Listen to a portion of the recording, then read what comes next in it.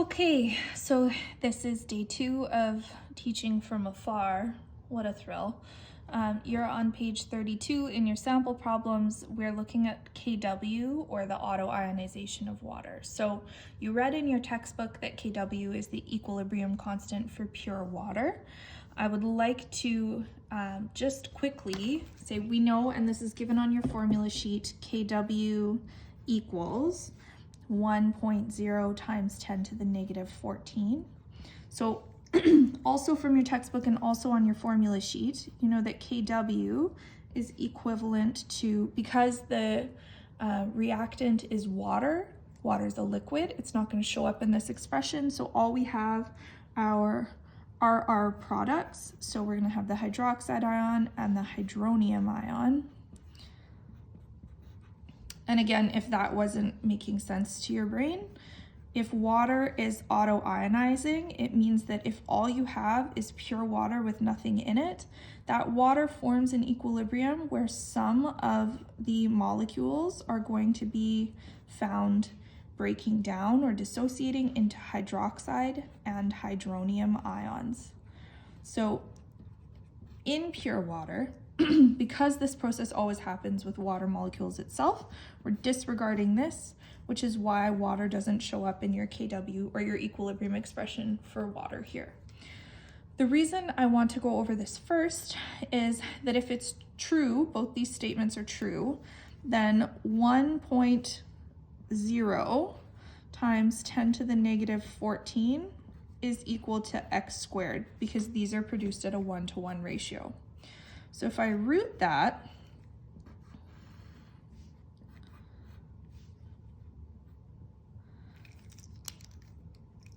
I will see that 1.0 times 10 to the negative 7 molar equals x, which equals the concentration of each of these ions in pure water. This is relevant in being able to answer the rest of the questions. This is not given on your formula sheet because you should be able to figure it out given these two pieces of info. But this is where this Kw value comes from, and it's also actually where water having a neutral pH of 7 comes from, which we'll get to in a little bit. So this question says, if 2.5 moles of hydrochloric acid are dissolved in 5 liters of water at standard ambient temperature and pressure, what is the concentration of the hydroxide ions if you assume the volume remains constant? So SATP is not relevant to us here, but it has to be given so that we know that those conditions aren't changing, because we know that equilibrium constants are only valid at or under specific conditions. So the second part of this is, does your answer make sense when you think about what you would expect the water equilibrium to do, which is why we have this all written up here. So first, let's do the math, and then we will discuss the theory. So if we have 2.5 moles of HCl, hydrochloric acid, in water, hydrochloric acid is a very strong acid, so it is absolutely going to be our proton donor, but you can check here and see hydrochloric acid is here. Water is way down at the bottom of this list. So hydrochloric acid is going to act as our acid.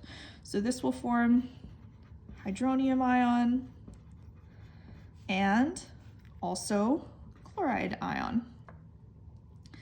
So we are told that we have a 2.5 moles in 5 liters. So if we put that into a concentration,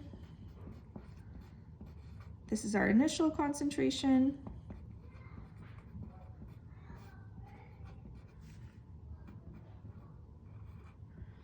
.5 molar. Okay, now our initial concentration of this very strong acid is 0.5. We're disregarding this. If it's a very strong acid, we're assuming this is dissociating to 100%. Recall your questions before break on very strong acids and bases.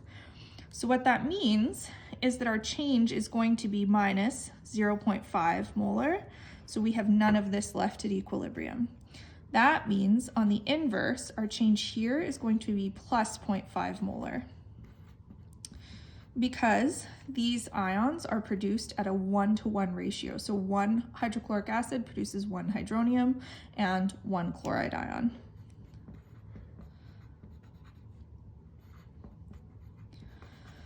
Now, since what we're looking at here is concentration of hydroxide ions, you're like, well, I don't have hydroxide in this expression. No problem, you have it here. So what I know is when I am looking at this solution, my final concentration of the hydronium ions is going to be 0.5. Okay, so if I know that my concentration of this is 0.5 and I know my Kw value, then I actually only have one unknown here to find my hydroxide ion concentration. So using the formula Kw equals the hydroxide ion concentration times the hydronium ion concentration. If I sub in my values here, now 1.0 times 10 to the negative 14 is the known value for the dissociation constant for water at standard conditions. So this comes from your formula sheet, also from your textbook notes if you did them, which you should have. And then your hydroxide ion concentration, we don't know yet, that's our unknown. But we do know our hydronium ion concentration, and it's 0.5 molar. Okay, so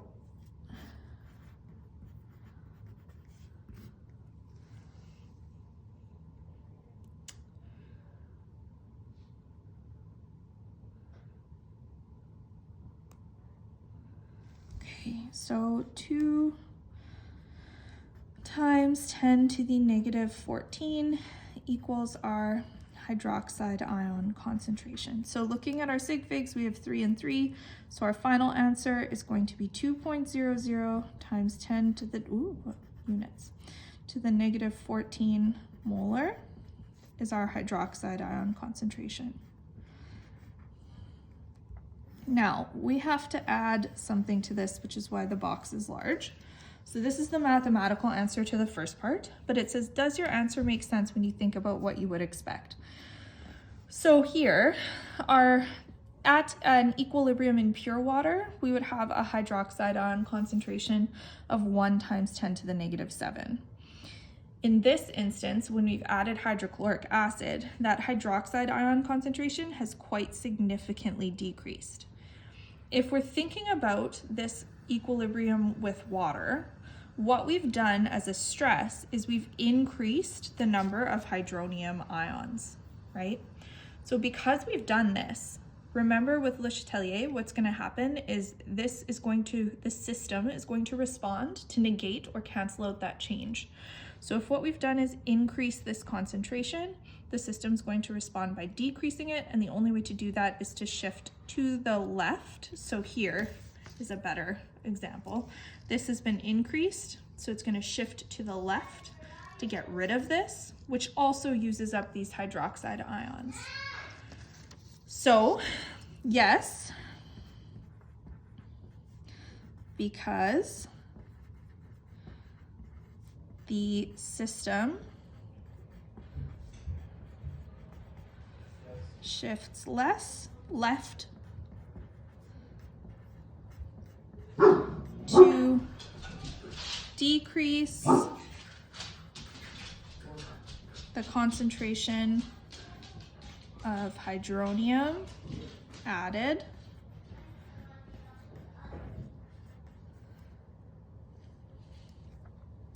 which also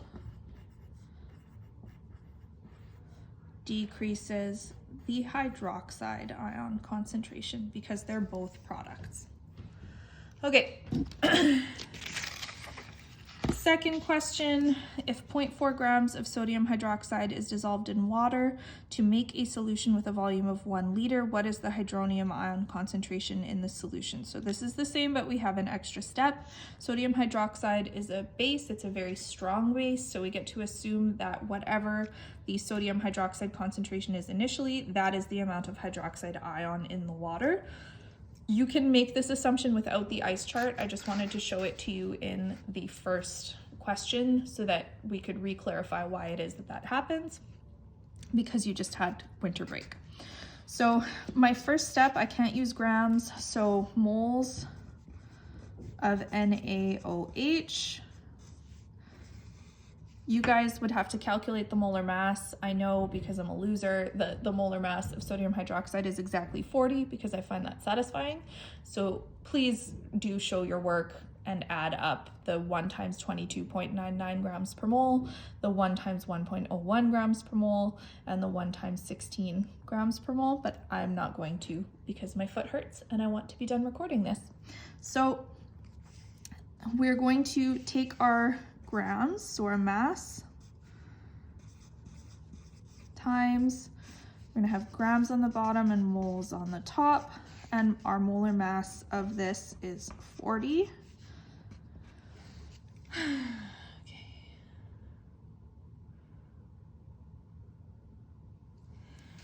So 0.01 moles divided by 1 liter is 0.1 molar sodium hydroxide.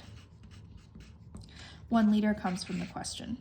So it says, what is the hydronium ion concentration in this solution? So again, we know strongest base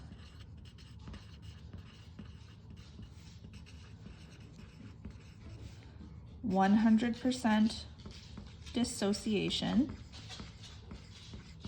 So what that means for us here is that therefore 0.1 molar sodium hydroxide is going to give us 0.1 molar hydroxide ion. So just to show you where this comes from, sodium hydroxide, and you should write this equation, plus water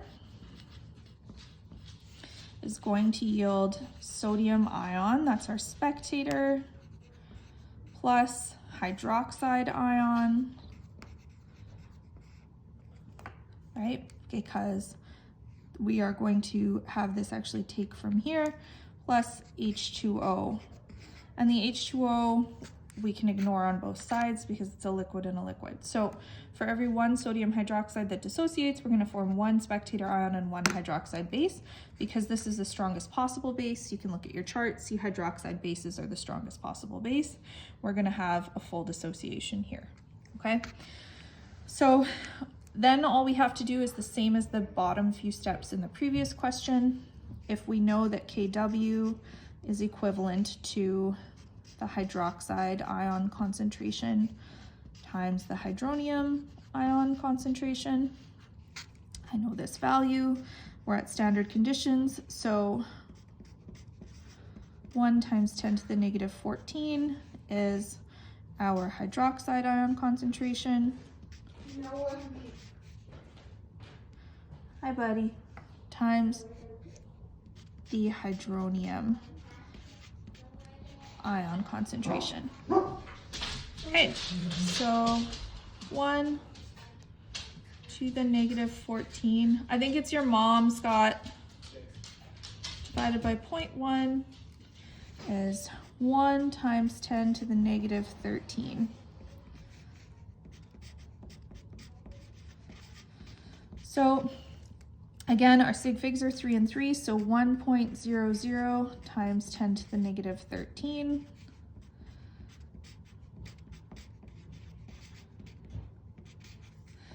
And we're asked again if our answer makes sense. Yes, because if we look back up at this equilibrium that water has established, here, we know what we've done here is stress the system by adding hydroxide, so it's going to push to the left and decrease the hydronium. See you later.